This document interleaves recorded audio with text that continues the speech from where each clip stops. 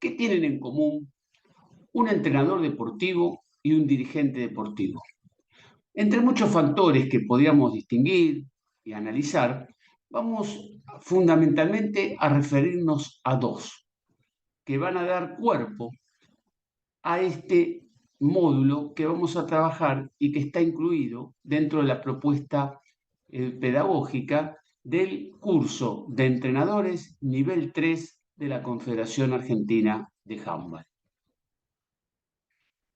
Esos contenidos son, por un lado, el liderazgo, la capacidad de ejercer liderazgo, de los cuales, desde nuestra perspectiva, el coaching es una de las maneras en que se manifiesta esa capacidad de ejercer el liderazgo.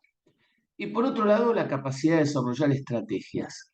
Liderar y desarrollar estrategias, entonces, es el núcleo central que vamos a trabajar en este módulo a partir de 4 unidades. Ustedes, si se remiten a la bibliografía que tienen disponible en la biblioteca, van a encontrar un primer instrumento que es el programa de contenidos del presente módulo. Ahí, como su palabra lo indica, van a tener diferenciadas los títulos de las unidades, los contenidos que corresponden a cada una de ellas, así como también la bibliografía básica que forma parte de este corpus teórico.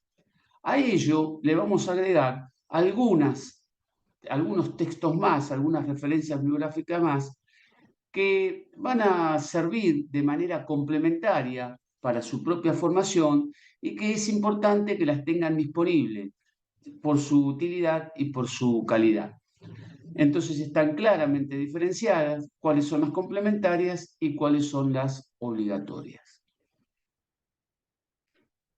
Asimismo, en ese programa, ustedes van a encontrar en una de sus primeras páginas mi currículum, del cual no voy a hacer referencia en esta presentación. Simplemente decirles que mi nombre es Carlos Alberto Marino y ya es la segunda edición en la cual tengo la tarea, la grata tarea de llevar adelante junto con ustedes esta propuesta pedagógica.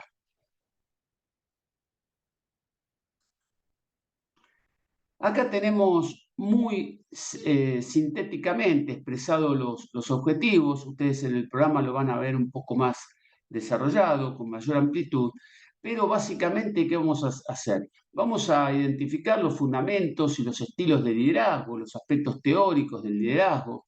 Vamos a establecer diferencias y complementaciones entre distintos términos que se ponen en juego. Uno de ellos es el liderazgo, coaching, mentoring y procesos de gestión, cómo se diferencian cada uno de esos términos. Además vamos a encontrar otros también, pero básicamente esos. Y además vamos a conocer algunas herramientas de liderazgo que la vamos a aplicar a un concepto fundamental, el desarrollo de organizaciones. Y dentro de las organizaciones vamos a ver algunas estructuras que están incluidas.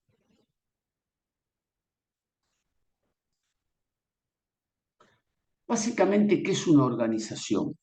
Una organización en principio es un conjunto de personas. Un conjunto de personas que desarrollan o que tienen una perspectiva de objetivos y de propósitos en común, que son compartidos. Pero fíjense que en la figura que tenemos, esa idea la marca la flecha, esa flecha que está apuntando directamente hacia un camino. Pero fíjense que no todas las personas transitan ese camino de la misma manera, de la misma forma.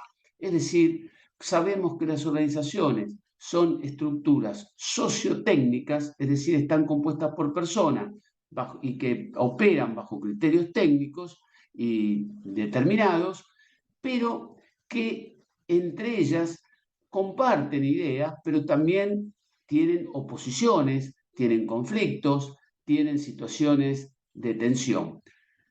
Entonces vamos a ver cuál es la función del líder para tratar de armonizar estas distintas fuerzas fuerzas humanas que operan dentro de las y que forman parte de las organizaciones. Siguiendo a un autor, un sociólogo muy reconocido, muy prestigioso, como es Giddens, que desarrolla una teoría que ha sido muy importante dentro de la sociología moderna, donde hablamos de un juego de palabras entre dos conceptos, estructura y acción. Y a esto se denomina la teoría de la estructuración.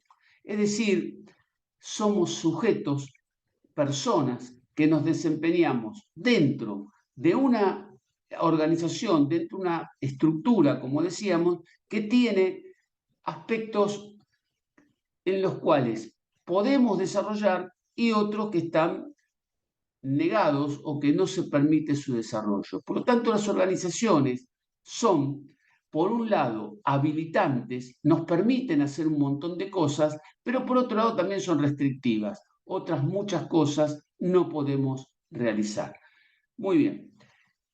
Y sobre esa base decimos que dentro de las organizaciones compartimos recursos, recursos de tipo intelectual, de tipo material, recursos financieros, recursos de instalaciones, recursos de conocimientos.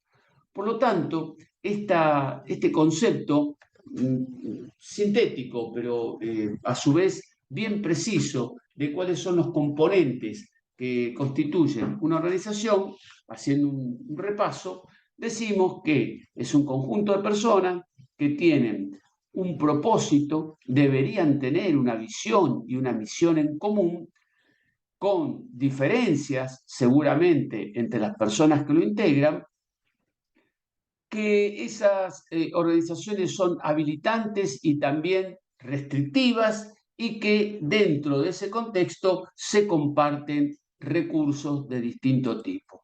Todo esto en conjunto, operando en conjunto, nos da la idea de organización. En este caso, la Confederación Argentina de Handball.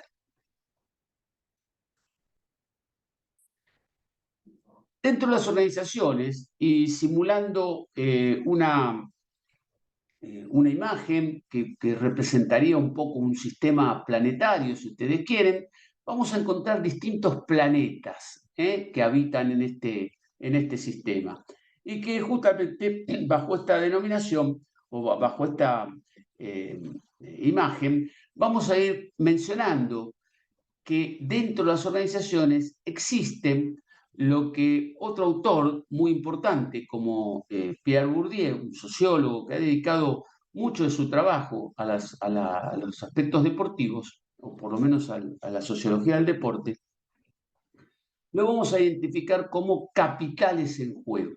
¿Qué es un capital? Un capital es algo valioso, algo al cual le damos importancia.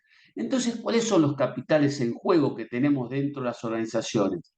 Bueno, fíjense, por un lado, fundamental, el capital cultural, es decir, la serie de conocimientos, de ideas, del know-how que tienen las organizaciones.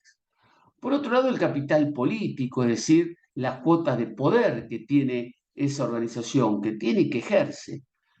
Tenemos el capital de conocimiento, el capital teórico, puntual, que nos permite desarrollar la tarea. Cada organización, si bien tiene un capital cultural que marca todos aquellos aspectos que son los valores, las tradiciones, las normas, por otro lado, tenemos lo que específicamente es inherente al conocimiento, los conocimientos, tanto de manera teórica, como decíamos, como el know-how, que es la puesta en práctica de esos conocimientos, los aspectos del conocimiento teórico, digamos.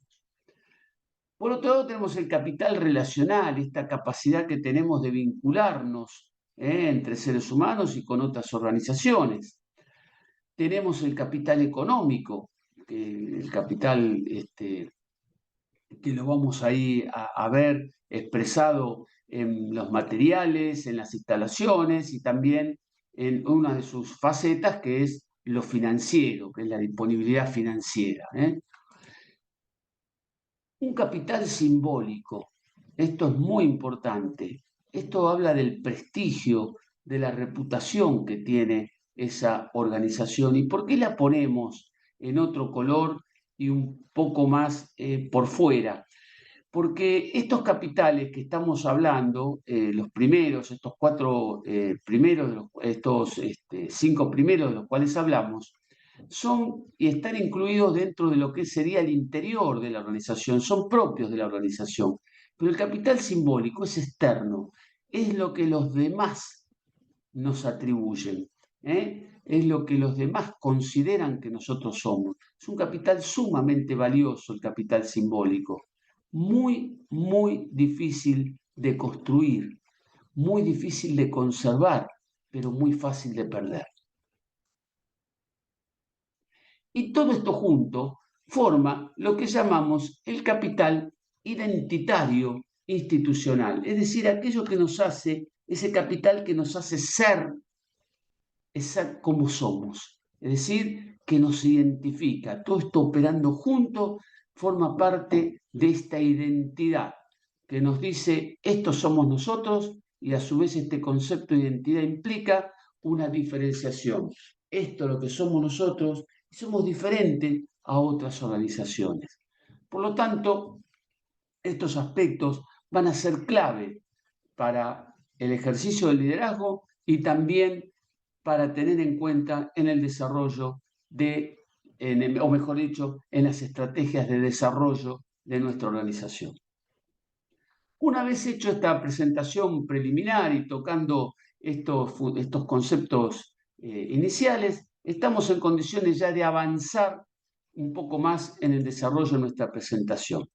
Y para ello le vamos a decir que nos vamos a referir a 4 en este primer módulo. Yo les había dicho que formaba, este módulo estaba compuesto de 4 unidades. Bueno, en esta primera unidad vamos a empezar a ver un concepto de desarrollo,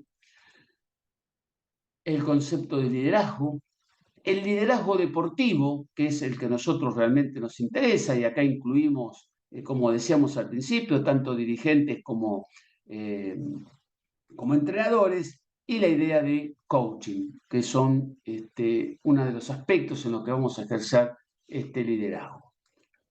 Bueno, fíjense, ¿qué entendemos entonces por desarrollo? La idea de desarrollo.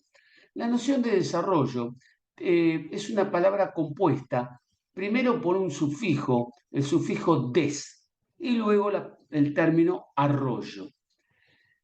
¿Qué significa des? Bueno, es la inversión de una acción, o sea, lo contrario sería a una acción. Por lo tanto, si la acción, como está acá explicitada, es arrollar, arrollar es sinónimo de enrollar, es decir, meternos hacia adentro.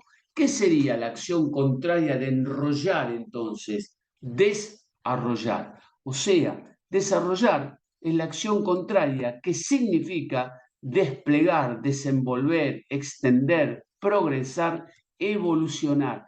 Todas estas cosas implican al desarrollo organizacional, es decir, cada vez buscar la mejor versión de sí misma, desarrollar su potencial. Esto sería la idea que tratamos de expresar. Entonces, en este campo del desarrollo de las organizaciones, tenemos fundamentalmente, fíjense, 3 niveles básicos en los cuales podemos ejercer ese desarrollo. El primero, desarrollarnos a nosotros mismos como personas individuales dentro y formando parte de una organización, pero también desarrollarnos en equipos de trabajo. Después vamos a ver un poco cuál es la diferencia entre un grupo y un equipo. Y finalmente, desarrollar a la organización en su conjunto. Entonces acá tendríamos los 3 niveles en los cuales podríamos trabajar. Fundamentalmente, el nivel personal lo tendríamos que desarrollar todos, el nivel de los equipos de trabajo trabajan tanto los entrenadores como los dirigentes, y las organizaciones en su conjunto son el producto del crecimiento y de la actividad entre todos sus miembros. Cuando analizamos un poco la teoría del liderazgo, o sea, cómo fue evolucionando, vamos a ver que hay distintos trabajos que se fueron dando a lo largo del tiempo. Son muchísimas las escuelas de liderazgo que aparecen. Entonces, a los fines teóricos, a los fines del tiempo que tenemos como limitación, esta sería una restricción que tenemos, vamos a ver cuáles son los que, en mi opinión, son los más importantes, los más útiles, digamos, que podemos ver. Por un lado, fíjense, los primeros trabajos que empezaron a verse en el campo del liderazgo fueron los estudios sobre biotipo, o sea, se analizaba la estructura corporal de los líderes, que expresaba su, su posición, su postura, su tamaño. Pero empezaron a aparecer luego líderes que no respondían claramente a una tipología así de persona muy fuerte, muy aguerrida, y sin embargo han sido líderes notables. Un ejemplo de ello es Napoleón. Entonces empezaron a indagar sobre otro campo, que fue el campo de los rasgos de personalidad. Trabajos fundamentalmente orientados desde el mundo de la psicología. Luego empezaron a meterse en la cuestión los sociólogos. Uno de ellos, Max Weber, uno de los padres de la sociología moderna, desarrolla, que seguramente ustedes lo habrán visto en algún momento de su carrera, desarrolla tres tipos de liderazgo desde el punto de vista sociológico. Entonces dice que hay un liderazgo de tipo tradicional, un liderazgo de tipo carismático y un desarrollo de liderazgo burocrático legal. Esto es lo que más podríamos decir hoy en día que podría significar un poco la idea de jefe. Fíjense, un jefe normalmente es puesto en un lugar, es puesto a través de algún instrumento, de una designación, de un decreto, de un nombramiento, de un contrato, pero hay alguien que decide ponerlo ahí, que ejerza esa función. Ahora bien, el jefe, normalmente decimos que con el jefe suceden dos cosas. Al jefe o se lo obedece o se lo contradice, podemos estar en desacuerdo, y bueno, con una serie de derivaciones de esa situación. Pero básicamente es esa la relación. En cambio, a un líder no lo obedecemos, sino que lo seguimos, adherimos a él. El líder nos lleva a una situación de convencimiento de que realmente y de confianza en esa persona que realmente nos va a marcar un camino y que nosotros adherimos a esa idea, compartimos esa idea y sentimos que esa es la persona indicada para llevarnos y para ayudarnos a concretar nuestras expectativas como individuos y como grupo. Por lo tanto, ahí ya tenemos una primera diferenciación entre líder y jefe. Esto no significa que en alguna primera etapa se pueda ejercer una designación burocrática legal y que esa persona que está instituida en ese lugar se vaya convirtiendo en un líder a partir de sus propios desempeños, de sus propias actuaciones y de sus propias capacidades, juntamente con la interacción, esto es fundamental, con el grupo a su cargo. Por lo tanto, ahí ya tenemos una primera distinción entre liderazgo y jefatura. Otros estudios que fueron muy importantes y que marcaron realmente un hito fueron los de Hersey y Blanchard, que desarrollan el concepto de liderazgo situacional. Es decir, estos autores dicen, bueno, no hay un solo tipo de liderazgo, depende de la circunstancia y depende de las personas, ejercemos de una manera o de otra. Esto después lo vamos a ver un poco más puntualmente cuando veamos algunos tips sobre el liderazgo. Daniel Goleman fue otro gran teórico, sobre todo del liderazgo emocional. Bueno, él descubre, como ustedes podrán ver, hay distintos tipos de liderazgo, los categoriza. Entonces dice que hay un liderazgo de tipo coercitivo, o sea, un liderazgo donde se ejerce una gran presión, una gran capacidad de mando, digamos, un liderazgo visionario, donde el líder continuamente está expresando ese mundo, ese mundo futuro al cual la organización quiere aspirar. El coach, el líder coach, que esto después lo vamos a tratar específicamente más adelante, por eso le decía que desde nuestra perspectiva el coach o el coaching es una expresión, un modo de ejercer esta tarea de liderazgo. Por ahí desde otras perspectivas teóricas no lo ven tan así, para nosotros está incluido dentro de esta modalidad. El líder conciliador, ese líder que continuamente está tratando de acercar posiciones entre los distintos sectores o entre las distintas personas. El líder democrático, que es el líder democrático, aquel que busca continuamente la participación, la implicación de las personas. Y por último, Goleman habla del líder ejemplarizante, es decir, el liderazgo que es justamente puesto en práctica a partir del propio ejemplo. Esto es muy importante, el liderazgo ejemplificador. También nos hemos permitido incluir acá a una autora joven que recientemente acaba de realizar su máster en metodología de la investigación e innovación en la Universidad Complutense de Madrid. Su trabajo de tesis de maestría fue justamente el liderazgo ejercido por mujeres, mujeres que provienen del campo deportivo, es decir, Florencia Marino trabajó con entrenadoras top de España, que es el lugar donde está residiendo en este momento, específicamente en la ciudad de Madrid, pero entrenadoras top del sistema deportivo español y también dirigentes encumbradas del sistema deportivo español. Así que ahí tienen esta idea que surge de estos trabajos, que es el liderazgo de huella. ¿Qué dice básicamente el liderazgo de huella? Es este tipo de acción que ejerce un líder y que deja una marca en las personas. Y ustedes como entrenadores seguramente esto lo van a reconocer de manera inmediata. Gracias a la acción de muchos entrenadores, de muchísimos entrenadores, creo que de la gran mayoría, los niños, los jóvenes, se ven interiorizados, se ven incorporados al mundo del deporte y lo adoptan como figura de líder, como figura justamente a seguir, como modelo a seguir.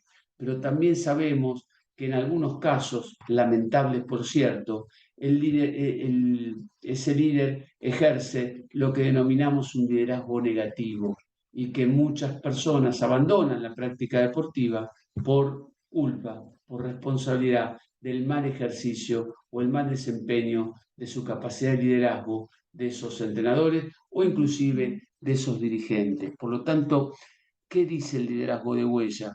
Cuando ejercemos acciones de liderazgo, dejamos huellas en las personas. Tratemos siempre de que esas huellas sean positivas, sean favorables y tiendan a que las personas desarrollen la mejor versión de sí mismas. Esa sería la idea clave de este modo de ejercer el liderazgo de huella.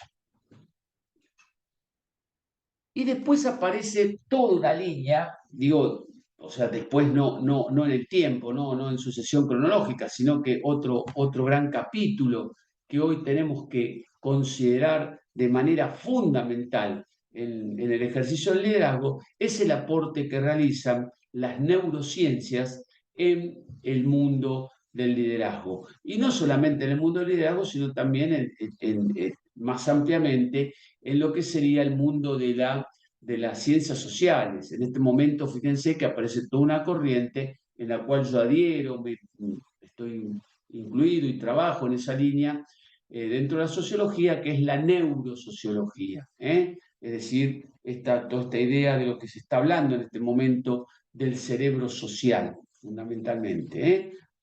cómo nosotros ejercemos nuestra capacidad social a partir del tipo de cerebro que tenemos y que nos distingue del resto de las especies. Bueno, muy bien, ahí vamos a ver distintos autores. Por un lado aparece David Rock y Schwartz, que van a incorporar al mundo de las ciencias sociales y al mundo del liderazgo la idea del neuroliderazgo. ¿Eh? Y por el otro lado, encontramos en Estados Unidos, con un movimiento muy importante que se conoció como la década del cerebro, allá por los años 90.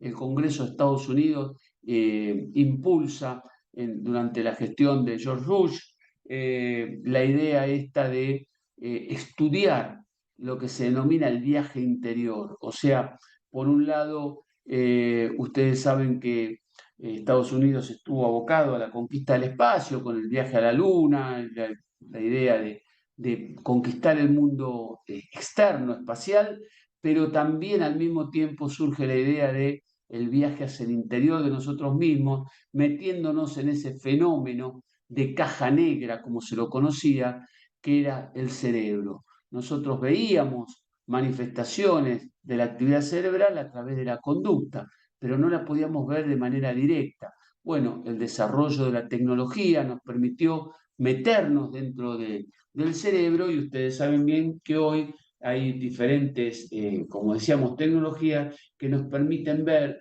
cómo se activan las distintas zonas cerebrales ante distintas estímulos, y cómo interactúa, cómo se desarrollan esos procesos internos, que tienen mucho que ver con lo cognitivo, con lo emocional.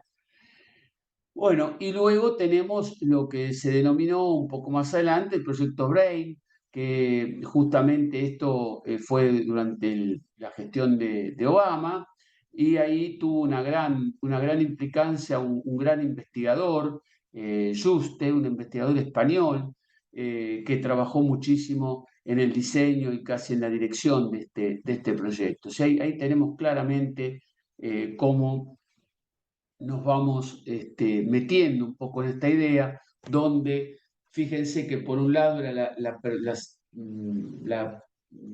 psicología, por otro lado la sociología en sus maneras más tradicionales, y ahora irrumpe esta idea de la neurosociología.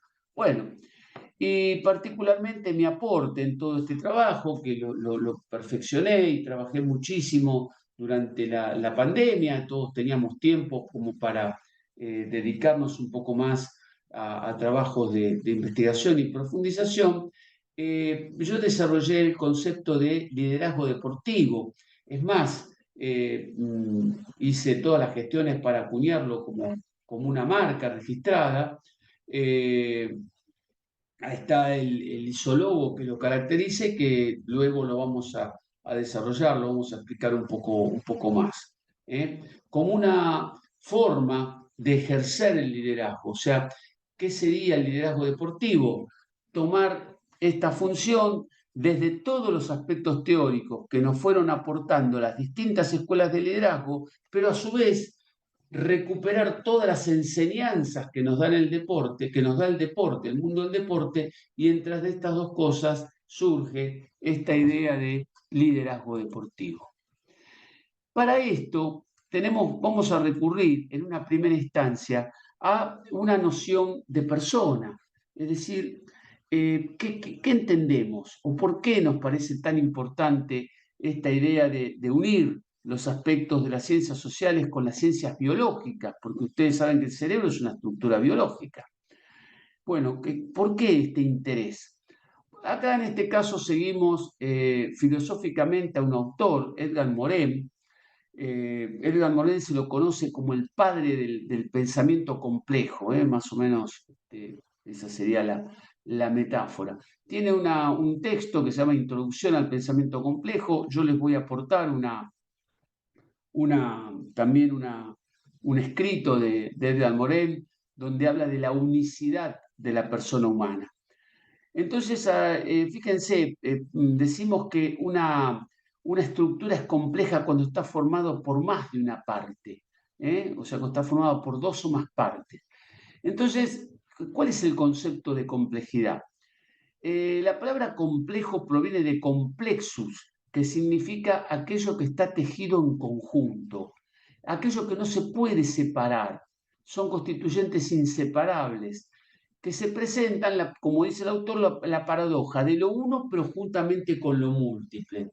Entonces, ¿qué ha hecho la ciencia moderna durante todos estos últimos tiempos? Bueno, ha tenido una gran tarea de diferenciación. Entonces aparecieron múltiples disciplinas científicas que cada una analiza un hecho desde su propia óptica.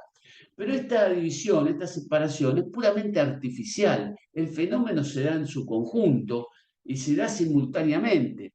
Por lo tanto, Morel lo que dice es hay que recuperar esta idea un poco de sinergia, esta acción de complejidad y entender que lo separamos de manera artificial, pero que en el mundo real lo que sucede es esto. El hombre es un ser biocultural, no es ni todo cultura ni es todo biología. Tiene como característica que todos los rasgos humanos tienen una fuente biológica. Nosotros somos seres biológicos, esa es la fuente. Pero a la par, cada acto humano está totalmente culturalizado. Y esta es la acción, como yo les decía, esto lo explica muy bien ahí en ese texto, que ustedes lo tienen disponible, y desde esta perspectiva nosotros planteamos el desarrollo de este módulo, como la integración del campo biológico con el campo cultural en un permanente diálogo, y no en una idea de separación o de primacía o de dominio de uno por sobre el otro, sino volvemos a repetir como un sistema complejo interactivo.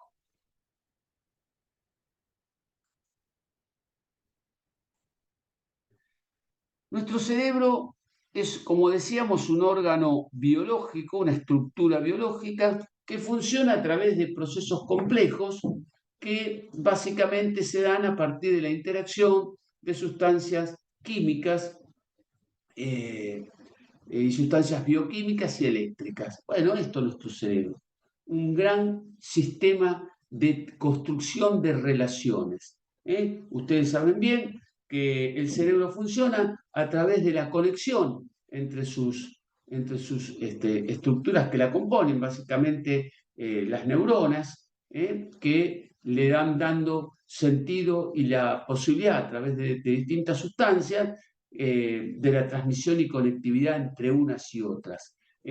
Fundamentalmente el cerebro, como dice un investigador argentino, el doctor Facundo Manes, el cerebro es un órgano social por excelencia y es un órgano fundamentalmente de carácter relacional, porque su funcionamiento se da a partir de la conectividad de sus estructuras, de las estructuras que lo componen.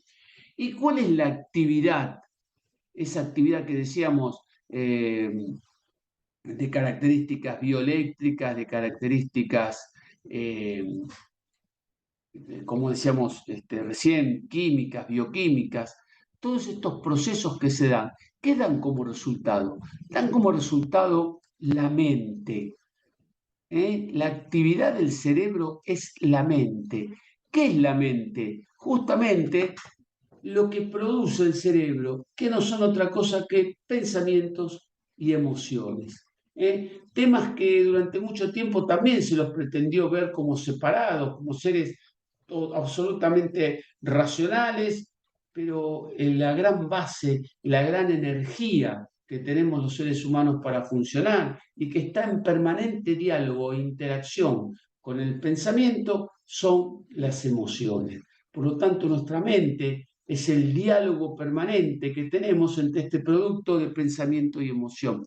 Aspectos que van a ser claves y que seguramente ustedes habrán visto en alguna otra módulo o en alguna otra asignatura de este programa.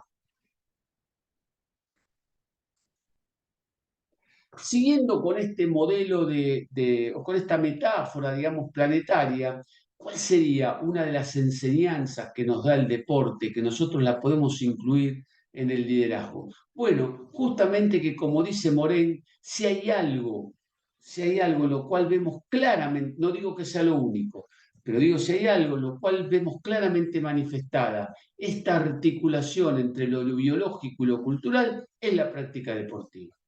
Fíjense, ¿cómo inicia todo? Y inicia todo con la carga genética que nosotros heredamos a partir de nuestros progenitores. Pero la ciencia moderna dice que hoy no es solamente importante analizar lo genético, cosa que es una ciencia que ha avanzado muchísimo y todos los días produce enormes descubrimientos. Uno de los más importantes en este momento es la construcción del genoma humano, que nos va a permitir un abordaje muy distinto en muchos campos y sobre todo en el campo de la salud, pero aparece este otro concepto que es fundamental, la epigenética, es decir, cómo el ambiente influye en la genética. Volvemos a lo mismo, ambiente, cultura, sujeto inicial biológico. Esta interacción con los campos de la epigenética es donde hoy se centran gran cantidad de estudios y es en los cuales nosotros tenemos que tener muy presente. Porque ¿qué debería ser un verdadero líder? Generar condiciones epigenéticas adecuadas para el adecuado proceso de desarrollo de las personas, de los equipos y de las organizaciones, como dijimos antes. Así como habíamos visto los capitales que habitaban en este sistema planetario de las organizaciones, ¿cuáles son los planetas, siguiendo la metáfora, que habitarían en este otro sistema? Bueno, las capacidades condicionales. Estos son fundamentales. Estos sí son de corte esencialmente biológico, pero que son estimulados mediante medios culturales, porque los procesos de entrenamiento, los procesos de estimulación son producto del desarrollo cultural y las aplicaciones tecnológicas, que día a día, ustedes saben muy bien, mucho mejor que yo, cómo esto va evolucionando y cómo día a día van cambiando los paradigmas, van cambiando los métodos, van cambiando los sistemas. Luego tenemos el componente de los aspectos que van vinculados a la acción motriz, es decir, lo que serían los componentes técnicos que tiene cada deporte. Por el otro lado, tenemos, y en forma simultánea, cuando digo por el otro lado, estoy diciendo que estos planetas habitan en este sistema, pero giran continuamente en este sistema de la misma manera que los planetas orbitan en la órbita de nuestro sistema solar. Y tenemos el campo de lo cognitivo, del pensamiento de lo cognitivo, que es tan importante, y ustedes seguramente lo verán acá representado en todo lo que es el desarrollo técnico, el desarrollo táctico, estratégico, la comprensión reglamentaria, mientras que acá tenemos el componente técnico, sobre una base que nos da lo que se denominaban las capacidades físicas o técnicamente mejor dicho, actualmente las capacidades condicionales. Luego tenemos lo emocional, la base emocional, que en el campo deportivo cada vez está tomando mayor protagonismo por varias circunstancias. Seguramente ustedes en el módulo de psicología esto lo verán con mayor profundización. Y el campo de los intercambios sociales que se dan en el mundo del deporte. Bueno, todo este sistema gira y va interactuando a partir de un concepto central que es el de lo que sería el planeta de lo que nosotros denominamos la formación moral, que sería un poco lo que hace girar a todo esto. Nosotros formamos deportistas, sí, seguramente, pero antes y fundamentalmente, prioritariamente formamos personas que van a interactuar en este tipo de actividad, que es la actividad deportiva, trabajando todos estos campos al mismo tiempo que hemos planteado, pero bajo una idea de un código moral, un código de conducta que es una de las características propias del deporte. Y después lo vamos a diferenciar un poco más. Por lo tanto, en nuestro modelo de que habíamos hablado, que habíamos planteado, el liderazgo deportivo, empezamos por tener un fundamento teórico y científico que nos va a dar la neurosociología, el neuroliderazgo como una de las líneas de trabajo dentro de la neurosociología y las enseñanzas, como decíamos, que nos da el mundo de la actividad deportiva. Y sobre esto hemos construido un modelo que lo denominamos un modelo de pilares, es decir, un primer pilar sería la comunicación, fundamental en cualquier ejercicio de liderazgo, la motivación, la cultura, el clima organizacional. Acá aparece un término muy interesante, estrategar. Hay un autor que se llama Rafael Pérez, un español, que un poco también se lo conoce como el padre de la teoría estratégica moderna, basada en la comunicación. ¿Qué dice este autor? Él dice que no existe un verbo, o no existía, mejor dicho, un verbo que caracterizara o que definiera a la acción de elaborar estrategias. Por ejemplo, todas las acciones, un verbo caracteriza una acción, caminar, saltar, lanzar. Bueno, ¿cuál era el verbo por el cual decíamos o caracterizamos la elaboración de estrategia? No existía. Entonces él crea este neologismo y dice estrategar. Estrategar sería el verbo que define la acción de desarrollar estrategias. Eso sería la capacidad de elaborar estrategias. ¿eh? Y a esto lo complementamos con el modo en que los liderazgos o que el líder toma las decisiones. Por lo tanto, para hacer un análisis completo de un modelo de liderazgo, tendríamos que trabajar sobre estos 6 pilares básicos: cómo el líder comunica, cómo motiva, qué cultura institucional propone, qué clima de trabajo logra desarrollar, cómo plantea el desarrollo de las estrategias y cómo toma las decisiones. Y esto sustentado en estas bases teóricas que antes habíamos explicitado. Pero todo esto va a dar lugar a los cimientos sobre el cual se va a apoyar la idea de liderazgo deportivo, marcándonos este horizonte de futuro, este horizonte hacia adelante y hacia arriba. Ahora fíjense, cada uno de estas columnas, cuando lo planteamos desde el punto de vista del enfoque deportivo, lo tenemos que llevar hacia el campo de nuestra propia actividad. Entonces, ¿cómo debe ser la comunicación en el liderazgo deportivo? Asertiva, fundamentalmente asertiva. Hay un video que está circulando muy interesante, después le voy a pasar el link, donde ustedes pueden ver esta idea de comunicación asertiva en el deporte. ¿Qué significa esto? Bueno, básicamente lo vamos a trabajar más adelante, simplemente ahora les planteo cuál debería ser el mejor tipo de comunicación que tenemos que ejercer en las tareas de liderazgo.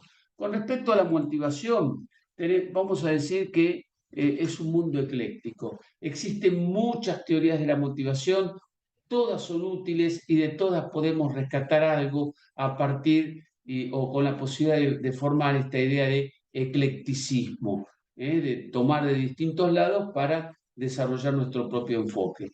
En cuanto a la cultura, bueno, tenemos que lograr un modelo cultural fuerte. El deporte es un modelo cultural fuerte, a diferencia de los modelos culturales débiles. ¿Cuáles son los modelos culturales fuertes? Aquellos que, parafraseando a Florencia, decíamos aquellas culturas que nos dejan huellas, que nos marcan de alguna manera positivamente. Y si hay un rasgo distintivo en la práctica del deporte, es ese o es uno de los rasgos muy distintivos. Desde el punto de vista del clima de trabajo, ¿qué debemos lograr? Un clima de competitividad. El mundo del deporte nos enseña a ser competitivos. Y cuidado con la palabra competitivo, porque hoy está puesta así como un conjunto de palabras. La idea de competición, la idea de competitividad ha sido puesta en el tintero, en el debate y muchas veces tomada con sus sesgos negativos. Hoy vamos a tratar de aclarar este punto y ver realmente que la capacidad de competición y la competitividad son aspectos fundamentales, son aspectos muy importantes que tenemos que trabajar y que son fundamentos positivos si son bien trabajados, ¿eh? Y no con esta demonización que algunos pretenden hacer de estos términos. En cuanto a la capacidad de desarrollar estrategias, bueno, nuestra estrategia fundamentalmente va a ser nuestra capacidad de relacionar, nuestra capacidad de vincular. Si hay algo en el mundo del deporte que se da, es esta cuestión de estrechar vínculos, y generar relaciones.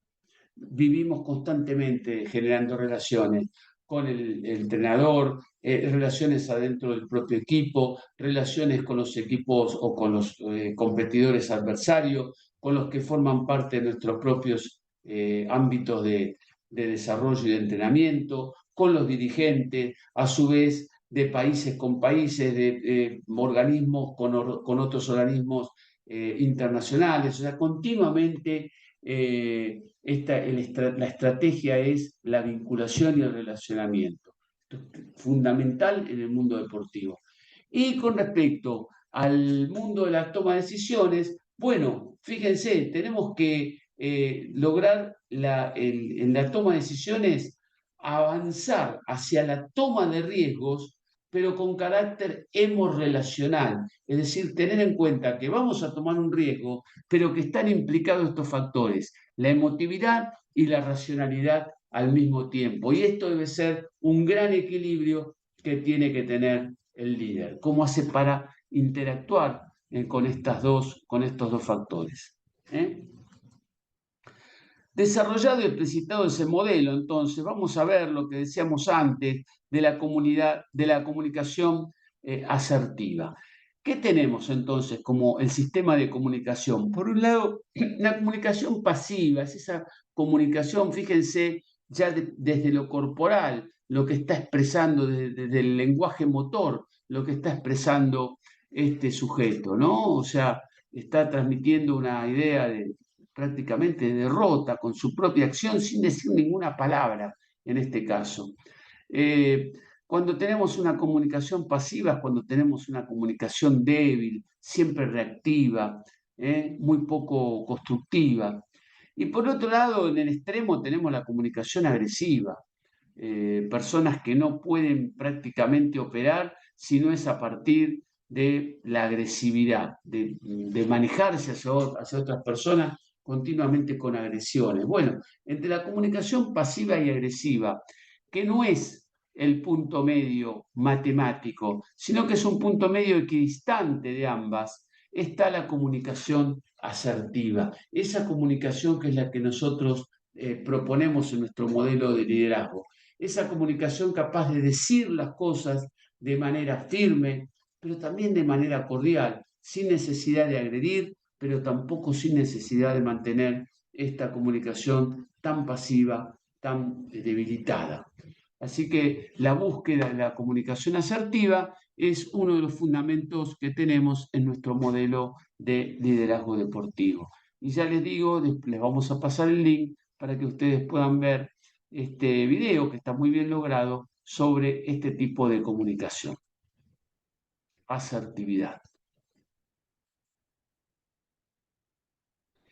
Nosotros decíamos o hablábamos de que habíamos instituido esta idea de liderazgo deportivo, una idea que ya les había dicho, yo impulsé el registro de esto como una marca, estamos con esa tramitación presentada, pero parafraseando a este gran sociólogo español, García Ferrando dice en su obra de Sociología del Deporte, dice, la sociología para comprender mejor al deporte y el deporte para comprender mejor a la sociedad.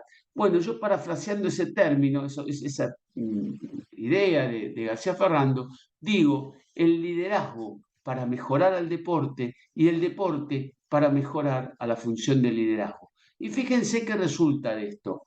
Nos resulta un modelo que encontramos tres zonas claramente diferenciadas, sobre lo cual debemos trabajar para ejercer un verdadero motor de liderazgo.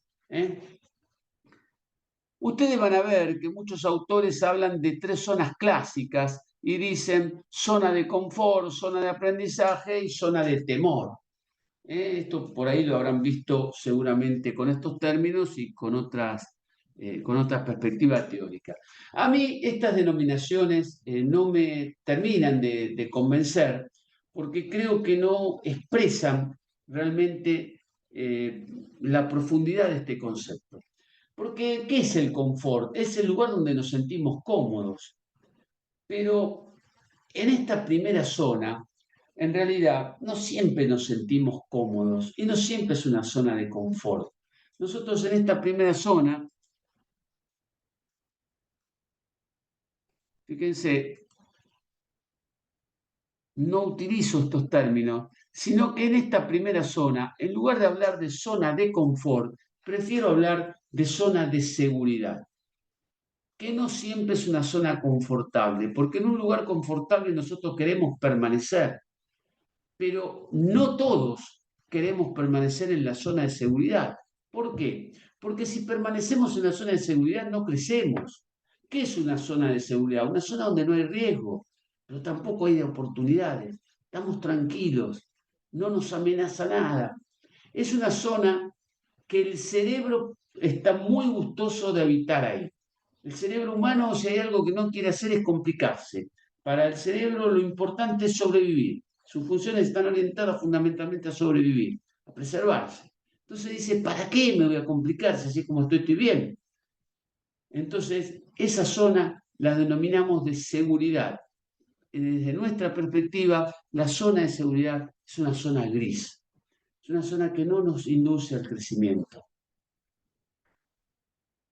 Como muchas personas no estamos confortables en esa zona, entonces avanzamos hacia la segunda zona, que no es de aprendizaje necesariamente, sino que de nuestra perspectiva es una zona de toma de riesgos. ¿Qué es toma de riesgos? Justamente, ¿cómo define la norma ISO, que es la norma de calidad, el riesgo? El riesgo es algo que lo define como incertidumbre, incertidumbre frente al futuro. O sea, cuando nosotros tomamos un riesgo, la palabra riesgo no tiene que tener una connotación negativa. O sea, no es que si tomamos un riesgo nos va a pasar algo malo. Decimos esto es muy riesgoso. Sí, puede ser riesgoso. ¿Nos puede suceder algo malo? Sí, pero también nos puede suceder algo muy bueno. Cuando tomamos un riesgo, lo tomamos bien, hicimos el buen equilibrio entre lo emo racional y la decisión fue correcta. Bueno, puede ser que nos dé un gran salto cualitativo. Ustedes como entrenadores lo vivirán cotidianamente cuando toman una decisión en un determinado momento de juego y dicen, vamos a correr este riesgo. Si sale mal, nos golean. Si sale bien, ganamos el partido. Y hay veces que estos riesgos son fundamentales para cambiar el sentido y para lograr el objetivo y el propósito que estamos buscando en nuestras tareas. Por lo tanto, de la zona de seguridad tenemos que avanzar hacia la zona de toma de riesgos, que es una zona de transición. Vivimos tomando riesgos y vivimos evaluando cuáles son los resultados de esos riesgos. Y ahí vamos corrigiendo. Esto funciona, esto no funciona, acá tengo que mejorar, acá no, y de esta manera vamos creciendo. Y entonces sí, a partir de salir de la zona de seguridad, meternos en la zona de toma de riesgos, que es una zona de transición, avanzamos hasta hasta otra zona que no es de temor, sino que es una zona de aprendizaje y transformación positiva. Esto es lo que debemos buscar. Esto es lo que busca nuestro principio de liderazgo deportivo. Tomar las enseñanzas del deporte para inducirnos a que seamos personas, equipos de trabajo u organizaciones, avancemos en el tránsito hacia arriba y adelante, como decíamos antes, de estas 3 zonas, de seguridad a toma de riesgo y de toma de riesgos con evaluación a la zona de aprendizaje y transformación positiva. Bueno, y entonces fíjense, ¿cuáles son los valores que nos enseña el deporte? ¿Qué nos dice el deporte? ¿Qué es el deporte? ¿Sobre qué valores se construyen? Y acá hay distintas teorías. Hay algunos autores, como por ejemplo Klaus Heinemann, que dice que el deporte en sí mismo no tiene valores. Son los valores que ponen las instituciones y los valores que ponen las personas que lo practican. Yo no estoy de acuerdo con esa perspectiva. Es decir, si nosotros hacemos una indagación, vamos a encontrar aspectos sustantivos que hacen al fenómeno deportivo y que si no están presentes el deporte no se da. Y a eso le llamo los valores fundamentales del deporte. ¿Eh? No hay que confundir los valores que una institución pone, como por ejemplo, encontramos el Comité Olímpico, que definió para el movimiento olímpico 3 valores: amistad, respeto y excelencia. Pero esos 3 valores no son los valores del deporte, son los valores que promueve el movimiento olímpico para el desarrollo de la actividad del olimpismo. Espero que entiendan la diferencia y si no, la conversamos cuando tengamos el Zoom presencial, el Zoom sincrónico. Fíjense, un primer valor que yo encuentro es el valor de la competitividad. No hay deporte si no hay competitividad. ¿Y qué es la competitividad? Es la interacción de 2 componentes. Por un lado, las competencias. Por eso ustedes van a ver que yo, para referirme a lo que clásicamente se le dice competencias deportivas, no utilizo ese término. ¿Por qué? Porque las competencias son las capacidades que tenemos, las capacidades cognitivas, las capacidades como habilidades y las capacidades de personalidad que tenemos cada uno de nosotros para desarrollar esta actividad. O sea, las competencias, en este último caso actitudinales. ¿Cómo se forma la competencia? Entre el conocimiento, la habilidad y la actitud. Eso forma una competencia, por eso nos formamos de manera competente. Ahora, cuando ponemos en juego nuestras competencias con las competencias de otras personas o de competencias de equipos con las competencias de otros equipos, entramos en lo que llamamos la competición. Por lo tanto, ¿qué es la competitividad? La competitividad es ese valor por el cual nosotros desarrollamos competencias en nosotros mismos, cognitivas, de habilidades y actitudinales, pero además aprendemos a ponerlas en juego. El deporte nos enseña a competir. Y esa capacidad de saber competir le llamamos competitividad. ¿Qué es la competitividad entonces? La unión, la integración entre las competencias y la competición. Si no hay estos factores, no hay deporte. Porque siempre en el deporte estamos compitiendo. En principio, contra nuestro peor adversario, que somos nosotros mismos. Primero, vencernos a nosotros, superarnos a nosotros, para luego poder avanzar sobre la superación sobre otros o sobre objetos de la naturaleza o sobre objetos artificiales que podemos construir, como ser un trampolín de salto en la gimnasia deportiva o escalar una montaña en el montañismo en un accidente geográfico, en la geografía. Entonces ahí tenemos claramente distinguida esta idea de competitividad, pero siempre estamos compitiendo. Por eso el otro valor que se da es el de la integralidad. Esto lo explicamos antes con el modelo planetario de los componentes que formaban parte del fenómeno deportivo. Habíamos hablado de las capacidades condicionales, ¿se acuerdan? Capacidades condicionales, capacidades motoras, cognitivas, emocionales, sociales, y todo articulado por medio de el componente de la construcción moral que llevamos adelante para el desarrollo de nuestra actividad. Por lo tanto, esto se da de manera integral. En el deporte se da esto todo junto, siempre simultáneo. Lo podemos separar nada más que de manera artificial, pero en la realidad se da todo junto. La idea de recursividad. Esta es una idea que Morén plantea muy bien. ¿Qué es la idea de recursividad? Miren, El deporte se realiza porque hay personas que realizan ese deporte. Es decir, el deporte se realiza por la acción humana.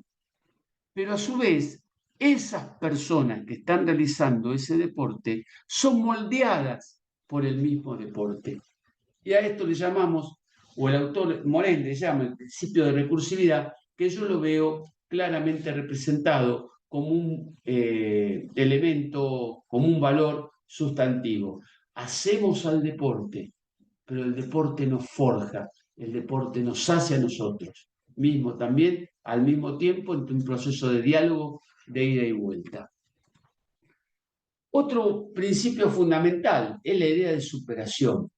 Y fíjense que utilizo superación y no progreso, porque a veces progresamos hacia el fracaso, progresamos, es decir, progresamos como idea de avanzar, progresamos hacia el precipicio, hacia el abismo. Por lo tanto, prefiero hablar de superación, que nos da una idea de avance, pero con un avance en sentido positivo, superarnos a nosotros mismos, buscar siempre la mejor versión. Y si hay algo que hace el deporte y el deportista, es lograr eso. Y nosotros, como dirigentes o como entrenadores, también procuramos la superación permanente, la búsqueda y la superación de nuestros propios límites. El mundo deportivo esto lo ve claramente. La idea de integración, para mí, y esto es discutible, les digo cuál es mi perspectiva, para mí el concepto de integración es superador del concepto de inclusión, porque uno puede estar formando parte, puede estar dentro de algo, con lo cual sería la idea de incluir, pero no estar integrado. Y el deporte, si hay algo que busca, es que nos integremos a ese fenómeno, que formemos parte, que seamos parte, no solamente que estemos dentro, sino que además de estar dentro, que compartamos esa idea y esa forma, ese espíritu de vida, esa filosofía de vida, como la definió en su momento Pierre de Coubertin. Una filosofía de vida que integra al deporte con la educación y con la cultura. Esa idea de integración en esa actividad tan enorme, tan fundamental, tan importante, que nada menos que un autor tan importante como es el filósofo Cajigal, definió que el deporte es una de las mayores obras, una de las mayores fenómenos que se evidenció en el siglo XX y en el siglo XXI, acrecentando, siguiendo sus pasos y acrecentándolo. Por lo tanto, para mí prefiero utilizar el concepto de integración. Y por último, pero no por ello ser el último, sino que quizá también podríamos empezar por esto y ser el primero. Acá no hay un orden jerárquico, se dan todos juntos. Tenemos el fair play, el juego limpio. Si no hay fair play, no hay deporte. ¿Y quién marca el fair play? Bueno, el fair play está marcado a partir de un reglamento que debemos cumplir para que ese deporte se desarrolle de manera justa y de manera equitativa, con igualdad o por lo menos con igualación lo máximo posible de las posibilidades de ejercer estas dos cosas que habíamos dicho antes, la competitividad. Entonces el fair play es el juego limpio. Si no hay juego limpio, no hay deporte. O si lo hay, no es el deporte en el sentido que lo debemos concebir. Por lo tanto, estos valores son los que aprendemos del deporte y lo transferimos al mundo del liderazgo. ¿Qué debe hacer un líder? Jugar limpio. ¿Qué debe hacer un líder? Buscar continuamente superación del mismo y de las personas o de las organizaciones que lidera. ¿Qué debe procurar un líder? La integración de las personas, la implicación de las personas. ¿Qué hace un líder? Busca recursividad, busca que las personas modifiquen la situación, pero a su vez esa organización o ese equipo al cual está liderando también me forja. Busca integralidad. Trabajamos con seres humanos bioculturales, todo al mismo tiempo, y buscamos un mejor desarrollo de la competitividad como un valor positivo para todos los demás y fundamentalmente para la superación. La competitividad no es una palabra que merezca ser demonizada, al contrario, debe ser tomada en su justa dimensión, en su sentido positivo. Y como todas las cosas de la vida, tiene aspectos positivos y tiene algunos aspectos que son negativos. Bueno, los aspectos negativos hay que combatirlos, por supuesto. Sabemos que no todos practican el deporte de manera limpia, eso hay que combatirlo y debemos procurar ponerle lo que llamábamos la metáfora de ponerle tarjeta roja al juego que no es limpio. ¿eh? Bueno, ahí tenemos valores que nos enseña el mundo del deporte y que son directamente aplicables en nuestro modelo de el ejercicio del liderazgo. ¿Qué implica entonces ejercer liderazgo? Tres verbos que van de la mano. Creer. Si no hay creencia, si no hay convicción interna, es imposible que nos lideremos a nosotros mismos y mucho menos que lideremos a los demás. Pero no alcanza con creer, además hay que querer hacerlo. Creer y querer. Pero tampoco alcanza con creer y querer. Además hay que hacerlo, llevarlo a la práctica. Por eso el liderazgo es una tarea eminentemente expresiva, se debe manifestar esa capacidad, para lo cual se necesita creer, querer y hacerlo. Y esto forma un triángulo virtuoso, pero que debe ser estimulado y debe ser motorizado continuamente por esto que llamamos la pedagogía del desafío. Debemos desafiarnos continuamente, debemos desafiarnos de manera permanente. ¿Para qué? Para salir de esa zona de seguridad y para atrevernos a ir a ese otro campo que nos va a permitir el crecimiento. ¿Qué hace un líder? Cree, quiere y hace, pero a su vez vive desafiándose a sí mismo y vive desafiando a otros y a otros y a las organizaciones para que busquen avanzar sobre sus propios límites hasta donde pueda llegar hacia el máximo desarrollo del potencial. Esta es nuestra idea o una de las ideas sustantivas de esta capacidad de liderazgo. La norma ISO también, cuando se refiere a los principios de la calidad, dice que el principio número 2, el primero que pone es el enfoque al cliente, que para nuestro caso sería el deportista. Bueno, segundo principio, lo del liderazgo.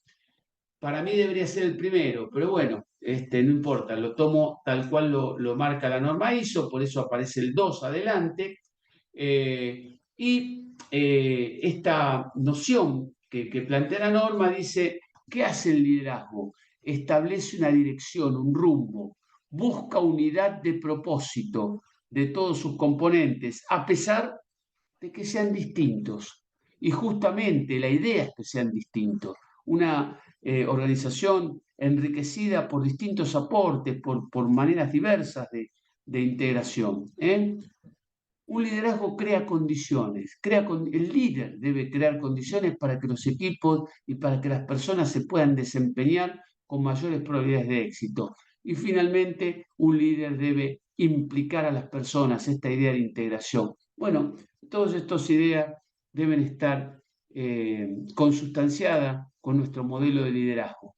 Un liderazgo que lo entendemos como una influencia relacional. El liderazgo que es una relación que se establece entre los sujetos que son liderados y aquellas personas que ejercen el liderazgo. Pero fíjense qué interesante, el que es líder porque los otros lo reconocen como tal, porque si no, si sería impuesto, tendríamos un jefe, no un líder. Entonces, para que haya liderazgo, debe haber reconocimiento, y para que haya reconocimiento debe haber confianza. Este es un valor sustantivo sobre el cual se asienta el liderazgo, la mutua confianza. El líder confiando en su grupo, en su equipo, y el equipo confiando en su líder. Cuando este vínculo se rompe, el liderazgo se deteriora. ¿Qué vemos en esto? Vemos primero que hay un contexto donde se ejerce el liderazgo. En este caso nosotros estamos hablando de la Confederación Argentina de Deporte, pero puede ser distintos conceptos. Miren, en el mundo hay tantos fenómenos contextuales en los cuales podemos ejercer situaciones de liderazgo. Después tenemos atribución de expectativa, lo que les acabo de decir. Los grupos tienen expectativas sobre su líder. Esperan que el líder haga determinadas cosas. Y a su vez, esto se manifiesta en conductas. Fíjense si ese líder que logró cruzar esa barrera se daría vuelta, seguiría caminando y diría, ahora ustedes arréglense como pueda. El líder siempre debe tender una mano, siempre debe ser un vehículo para lograr que las personas hagan lo que tienen que hacer, logren desarrollarse, pero el líder lo estimula. Para eso veíamos el campo, entre otras cosas, de la motivación, que lo vamos a ver en el segundo unidad de este módulo. Fíjense qué es lo que hace o qué es lo que nos marca este proceso que en todo liderazgo deportivo se realiza. Por un lado tenemos marcada una zona, que podríamos decir el contexto, como hablábamos recién, donde hay una institución que dicta reglamentos. El reglamento nos dice lo que habíamos visto antes, es habilitante y es restrictivo, permite hacer algunas cosas y otras no. Nos permite una estructura federativa que nos contiene y, por el otro lado, tenemos que este tipo de práctica deportiva que se realiza puede ser de manera amplia o de manera masiva. Es decir, la práctica del deporte puede ser realizada de manera estricta o federativa. Ustedes saben perfectamente bien que para practicar deporte de manera federativa estamos estrictamente marcados por el reglamento. Pero hay otra forma de practicar deporte, que es lo que se conoce como el deporte en sentido amplio o en sentido masivo. Si nosotros enseñamos handball en la escuela, no tenemos las mismas condiciones y los mismos requerimientos que tendríamos en una práctica deportiva federativa. En principio, los chicos no tienen la vestimenta, la cancha muchas veces la tenemos que hacer marcándola con una tiza y en un patio que no mide las medidas reglamentarias, utilizando como arco elementos que no son los que marca el reglamento. Y la pelota a veces no es la pelota reglamentaria, usamos los elementos que tenemos. Sin embargo, estamos enseñando handball. ¿De qué manera? Y enseñamos handball de manera masiva, de manera amplia, pero es la segunda forma en la cual podemos hacer o manifestarse la práctica deportiva. Es decir, tenemos una institución y tenemos reglamento, pero luego esa práctica se puede hacer o más difusa o con más posibilidades, más permeable a que incorporemos otro elemento o más estricta. Cuando hablamos del mundo totalmente estricto, hablamos del mundo federativo y cuando hablamos del mundo amplio, hablamos del mundo masivo, de la práctica masiva. Pero tanto en una como en otra se dan tres procesos que son característicos, tres procesos centrales. Por un lado, el aprendizaje. Nadie puede realizar un deporte si no aprende a hacerlo. Segundo, el entrenamiento, como un proceso que nos va a permitir consolidar estos aprendizajes. Y finalmente, la competición, que es esta capacidad que nos ponía de medir nuestras competencias con las competencias de otros o las nuestras frente a objetos materiales artificiales o naturales. Esto ya lo explicamos antes. Pero básicamente se reduce a esto. Nosotros realizamos procesos de aprendizaje, de entrenamiento y de competición. En el marco de este modelo complejo que habíamos visto con el sistema planetario, dentro de una organización y ejerciendo estas funciones que habíamos venido viendo hasta el momento. Para esto es decisivo la acción de liderazgo, pero a su vez también el proceso de gestión. Después vamos a diferenciar uno y otro. ¿Qué es la gestión? La gestión es la adecuada utilización de los recursos, la adecuada utilización de los recursos que tenemos. Gestión es lograr que las cosas se hagan, pero la gestión es un fundamento técnico, mientras que el liderazgo es un fundamento político. ¿eh? Luego tenemos continuamente procesos de investigación. Ustedes saben que en el mundo del deporte continuamente se está investigando para mejorar estos sistemas. Y finalmente, la innovación, que es la aplicación de los contenidos teóricos y los contenidos conceptuales que logramos a partir de los procesos de investigación. Entonces, ¿qué tenemos? Liderazgo como un proceso político, gestión como un proceso técnico de la debida actualización de los recursos, la investigación y la innovación, que es la aplicación de los avances de la investigación para mejorar todos estos procesos. Y acá vamos a hacer una pequeña pausa para luego retomar.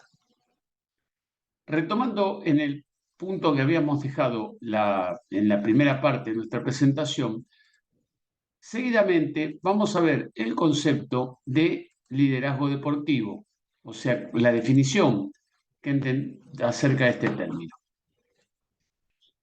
Decimos que es un proceso de desarrollo personal, grupal y de organizaciones. Esto ya lo fuimos anticipando anteriormente. Recuerden que todo proceso de liderazgo implicaba alguno de estos tres niveles de impacto, o sea, sobre las propias personas, sobre los equipos o sobre las organizaciones a nivel general, que se sostienen los fundamentos científicos de la neurosociología, el neuroliderazgo y el deporte como estrategia, como acción y como transferencia, es decir, lo que estábamos explicando anteriormente, que aplicamos de los conceptos del deporte al liderazgo y del liderazgo al deporte, con el propósito de impactar exitosamente en la construcción continua de la mejor versión de sí mismo o de nosotros mismos, de nuestros equipos o de nuestras organizaciones.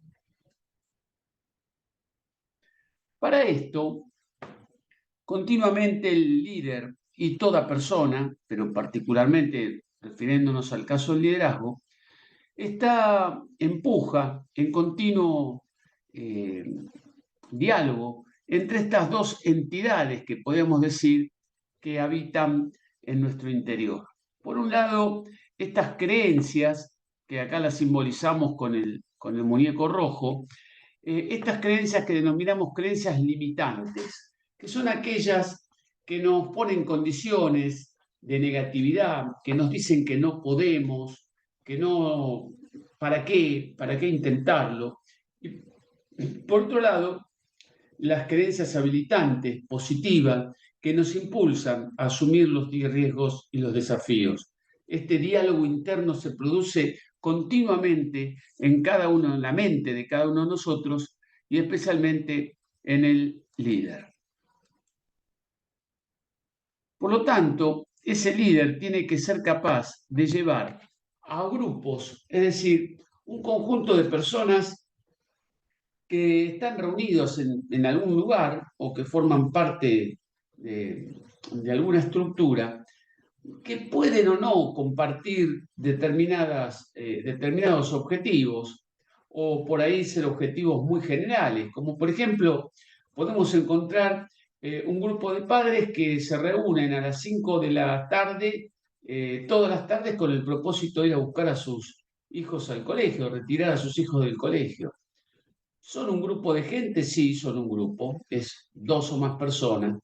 Tienen un objetivo no en común, pero sí compartido, y sí retirar a sus hijos. Pero realmente no son más que eso. O sea, sus expectativas no van más allá de esas cuestiones básicas que hemos planteado.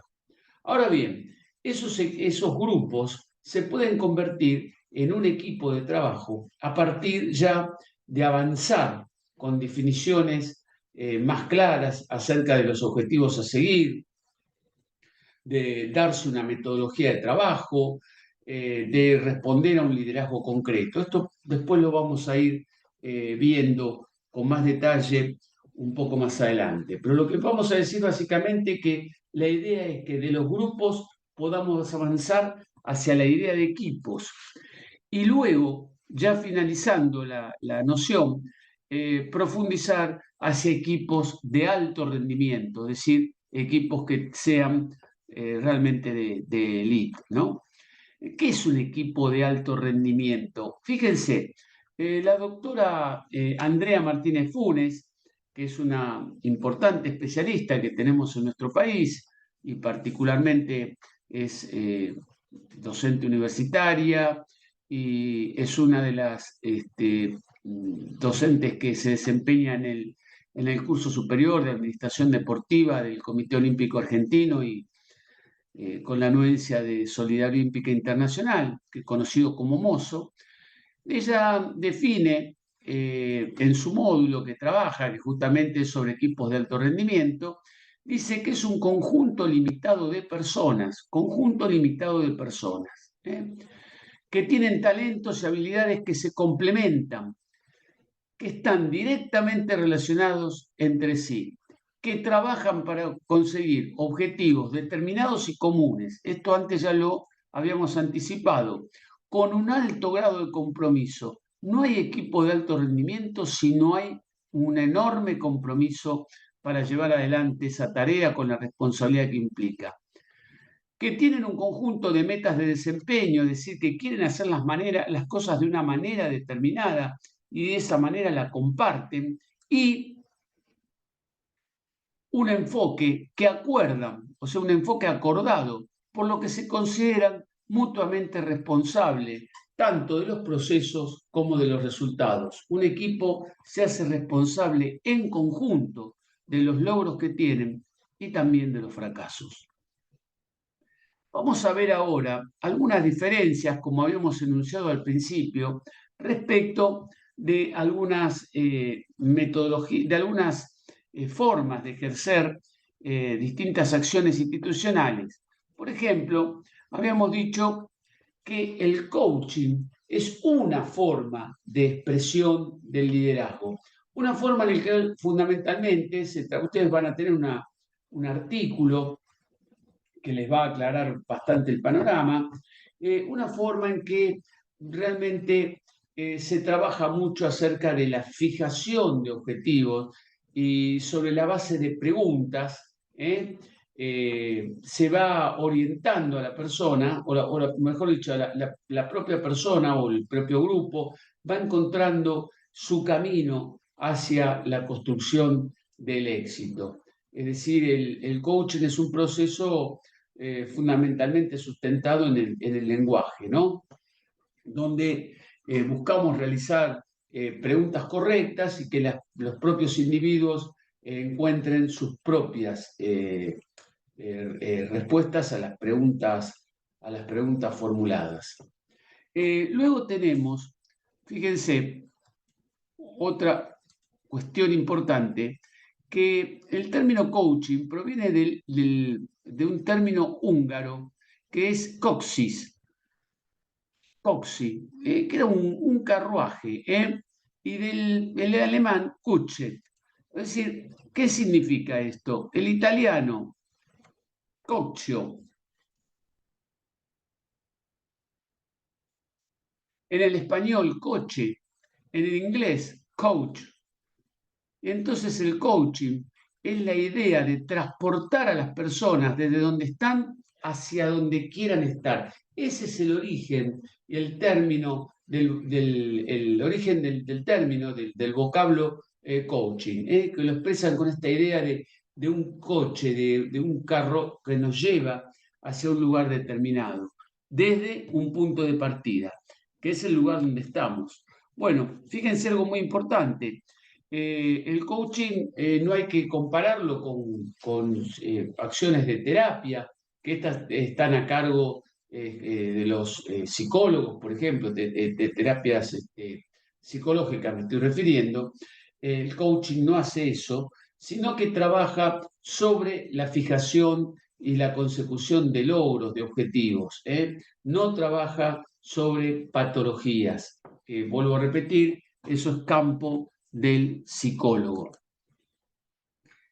Con respecto al liderazgo, nosotros tenemos algunas ideas que proponer, pero antes quiero volver sobre lo anterior. Por eso decíamos que el coaching es una forma de ejercicio del liderazgo. Hay otras, como habíamos visto anteriormente cuando hicimos la clasificación, hay liderazgo de tipo visionario, liderazgo democráticos, o sea, tuvieron la clasificación que vimos, por ejemplo, con Daniel Goleman, el liderazgo de huella, el liderazgo deportivo. Bueno, el liderazgo coaching es una de las formas en que se puede manifestar el modo en que vamos a desempeñar la función de liderazgo. Hay tips para el liderazgo. Primero, una cuestión fundamental del líder es el manejo del tiempo, que es esa variable que es única e irrecuperable. Para ello es fundamental que el líder lleve una agenda de los temas y pueda ser capaz de priorizarlo de manera correcta. Después vamos a ver una forma o un instrumento para poder hacer esto. En cuanto al manejo del tiempo, la puntualidad, cumplir el horario, es una de las condiciones fundamentales que debe tener todo líder, por respeto a sí mismo y por respeto a los demás. Fíjense, esta otra palabra que está muy utilizada actualmente, procrastinar. ¿Qué es esto? No, ese famoso dicho que había, no dejes para mañana lo que puedas hacer hoy. Procrastinar es dejar para mañana. Es más, es lo que se conoce como patear continuamente la pelota para adelante. No es una buena ejercicio del liderazgo manejarse de esta manera.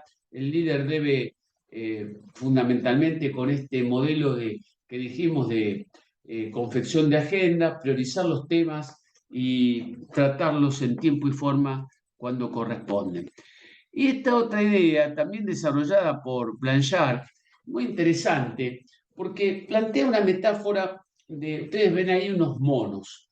Entonces el autor lo que dice es que los monos representan los problemas. En una organización está llena de monos sueltos, pero cada mono tiene un dueño. Y normalmente, como son muy traviesos, tienden a colgarse en la espalda de alguien, generalmente del líder. Por lo tanto, el líder entra en la organización y continuamente hay una cantidad de monos sueltos que tratan de subirse a su espalda y que él se haga cargo de esos monos. El verdadero ejercicio del liderazgo implica reconocer quién es el dueño de cada mono, devolvérselo y hacer que lo críe, es decir, que se haga cargo de él, que lo resuelva. Esto es lo que queremos decir. ¿Cuándo un líder ayuda a las personas? Cuando contribuye a que esa persona se haga cargo de sus propias responsabilidades, las resuelva y las cumpla. Y no que el líder termine haciendo el trabajo que le corresponde a otro, porque no es esa su función y quedaría deteriorada su condición de buscar que todas las personas busquen la mejor versión de sí mismos. Cuando un líder desarrolla a otras personas, acuérdense que una de las funciones fundamentales del liderazgo era el desarrollo de equipos y de personas, a su vez de sí mismo, pero en cuanto a este tema, se recomienda la utilización de un sistema de coordenadas donde tenemos determinados 4 cuadrantes.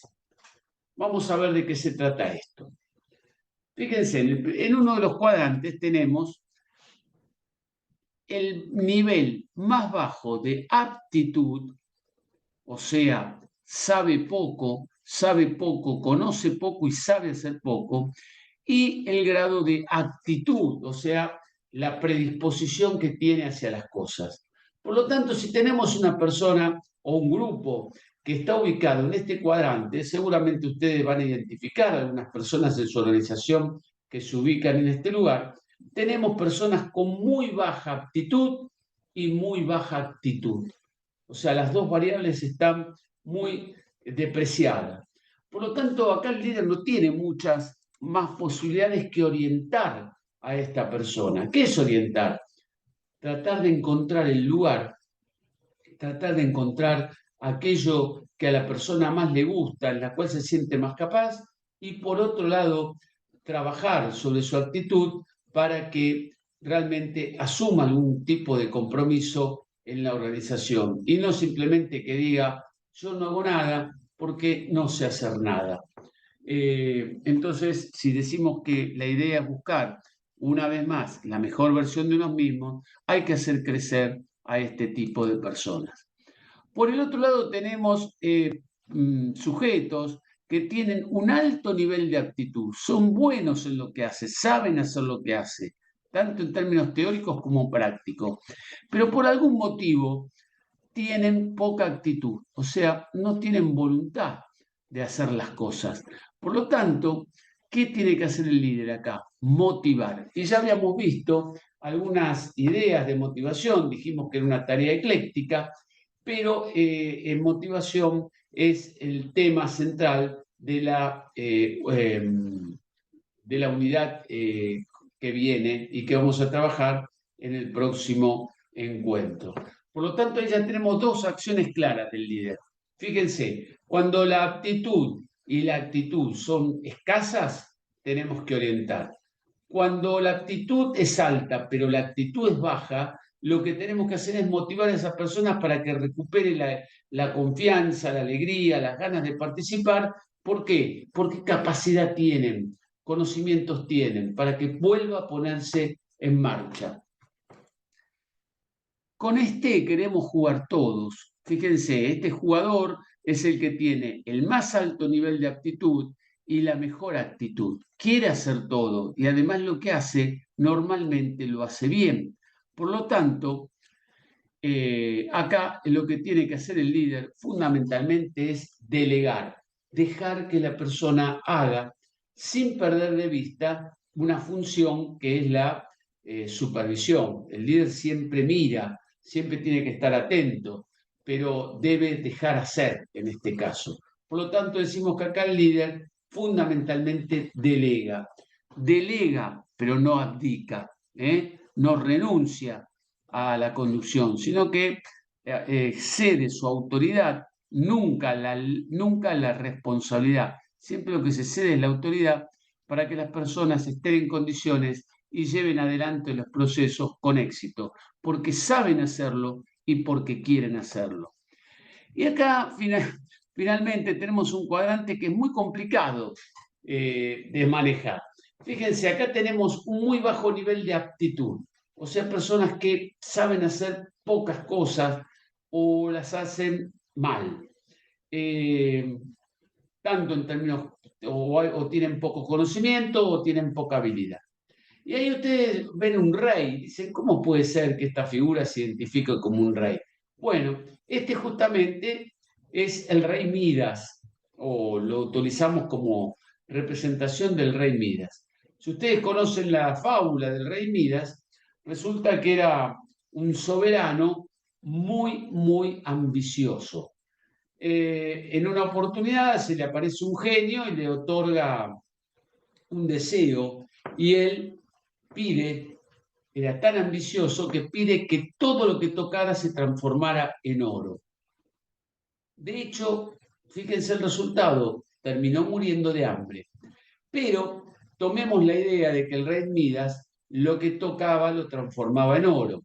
Bueno, esta otra persona lo que toca lo transforma en una desgracia. Por lo tanto, decimos que es la inversa del rey Midas. Lo que toca lo destruye. ¿Por qué? Porque tiene muchísima actitud, quiere hacer todo, es gente muy voluntariosa, pero lo que hace lo hace mal.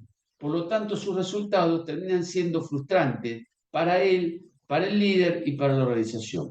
Por lo tanto, ¿qué debe hacer el líder acá con esta persona? La tiene que capacitar, tiene que encontrar ese sector, ese campo de interés que puede tener y lograr que mejore en eso, se forme en eso, porque la actitud la tiene. por lo tanto, que encuentre algo en lo cual ser bueno y potenciar su motor de actitud para que lo logre.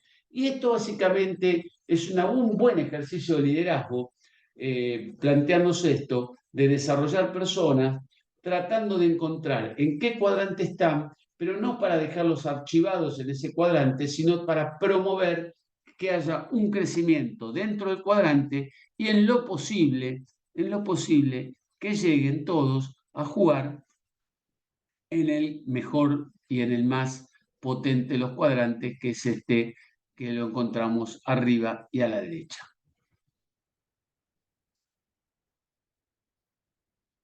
¿Cómo tratamos las prioridades? Bueno, antes habíamos dicho saber fijar prioridades, llevar una agenda. Ahora, ¿cómo hacemos esto? Miren, básicamente otros dos ejes de coordenada. La importancia de los temas y la urgencia que estos temas tienen. Cuán de importantes son y cuán de urgentes son. De vuelta, cuatro cuadrantes. En el cuadrante de abajo, el tema es poco importante y nada urgente. Muy poquito de urgencia, muy poquita de importancia. ¿Qué hacemos acá? Acá tenemos el problema o el tema en cuestión, lo tenemos en observación. Miramos a ver cómo está, miramos que no se transforme en un problema, en otro tipo de problema, que no se agrave, lo mantenemos observado. ¿Eh? Y en cuanto vemos que esto empieza a modificarse, ya tenemos que actuar.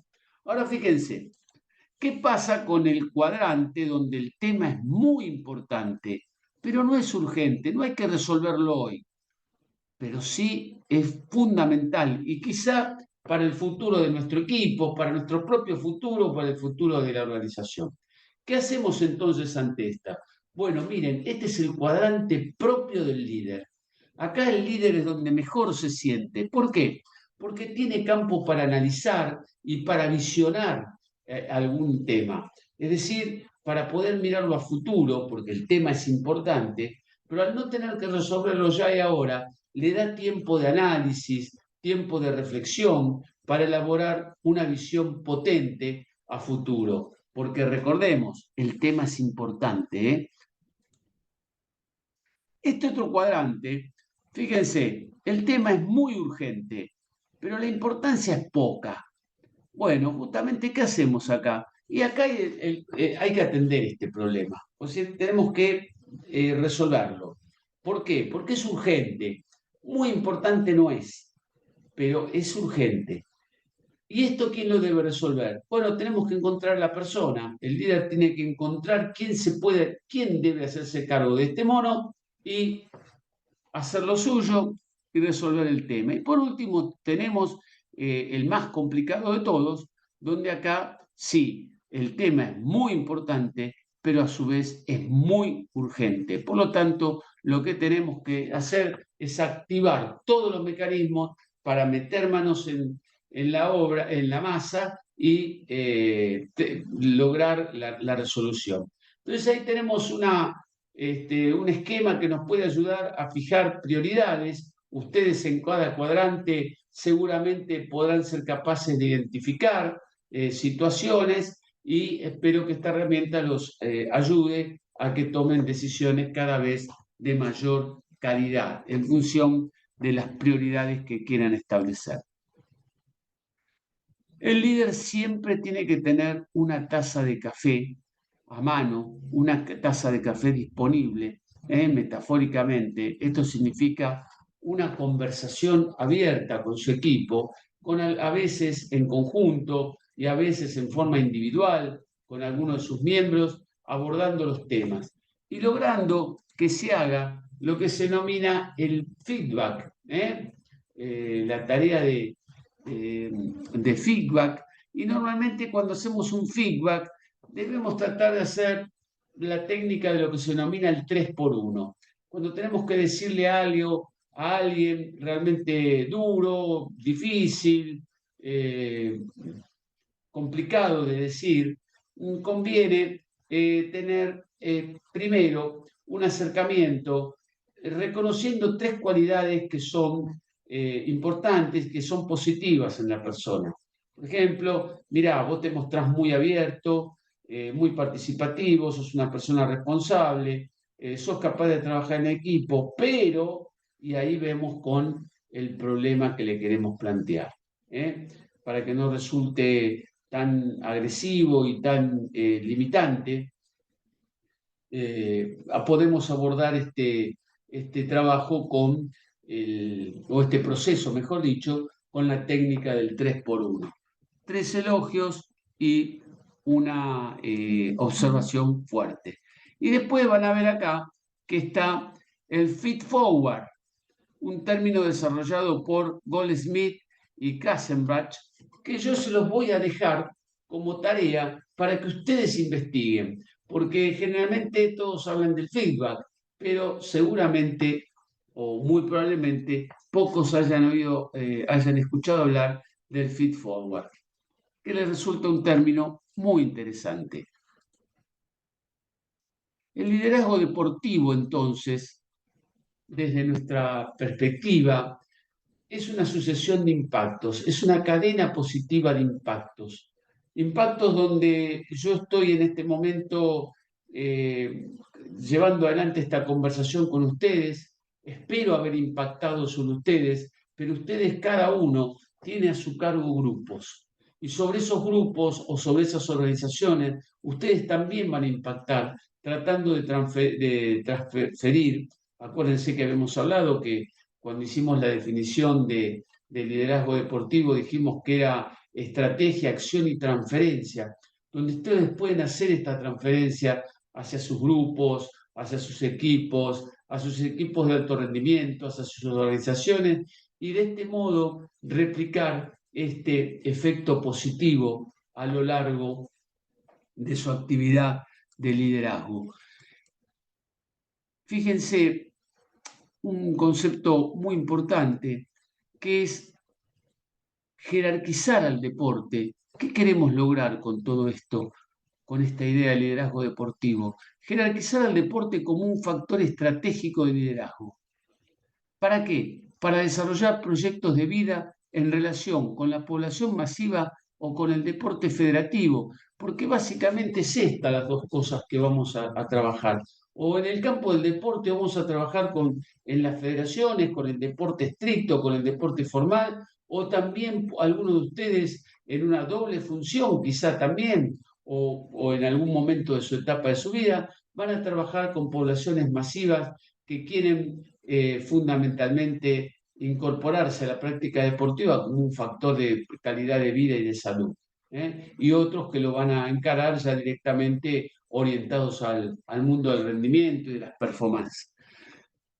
Este liderazgo de impacto, sustentado en la idea de liderazgo deportivo y sobre las bases, como dijimos, de los fundamentos teóricos de la neurociencia, del neuroliderazgo y de las enseñanzas que nos brinda el mundo deportivo, nos ha permitido configurar este modelo inicial donde abordamos el concepto de liderazgo y lo fuimos desarrollando.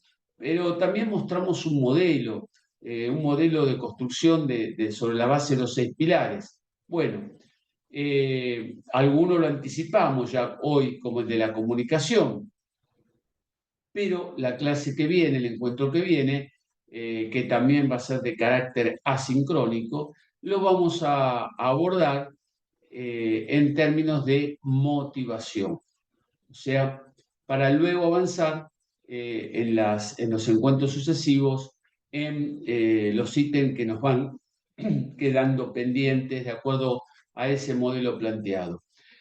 Al término de la segunda unidad, que seguramente ustedes las van a tener disponible entre el día miércoles y jueves de esta semana, es decir, el módulo de motivación, al terminar esos módulos, vamos a acordar un encuentro sincrónico de Zoom para aclarar dudas y fundamentalmente para intercambiar sobre la bibliografía y sobre esta charla que fue fraccionada en 2 entregas. Por mi parte, no tengo o sí tendría muchísimas más cosas para decirle, pero creo que con esto vamos marcando el final de esta primera unidad.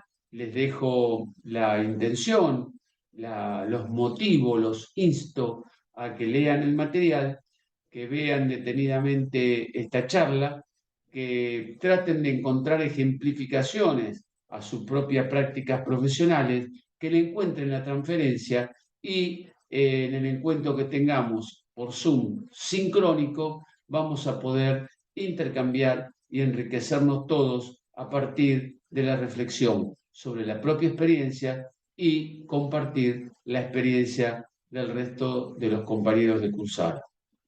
Que tengan una muy buena jornada. Nos encontramos en la próxima con motivación.